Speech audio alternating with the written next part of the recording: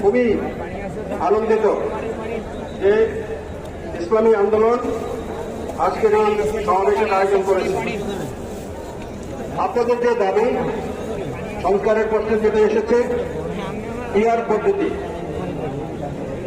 আনুপাতিক হারে জনসংখ্যার আনুপাতিক হারে পার্লামেন্টে বা সংসদে অংশগ্রহণ থাকবে, সম্ভব হলে সকল স্তরে সেই সংখ্যানুপাতিক হার বজায় রাখা হবে।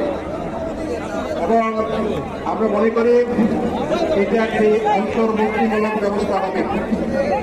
এখন আমরা যেটা লক্ষ্য করেছি, নির্বাচন পদ্ধতি বর্তমানে বিদ্যমান রয়েছে, এখানে আমরা যারা সংখ্যা খুবই কম, আমাদের অংশগ্রহণের সুযোগ নাই বলতে চলে। খ্রিস্টান সম্প্রদায়ের পক্ষ থেকে এবং বৌদ্ধ সম্প্রদায় আমরা সংখ্যায় খুবই কম, আর সেই তুলনায় আমাদের তেমন কোনো অংশগ্রহণ নেই।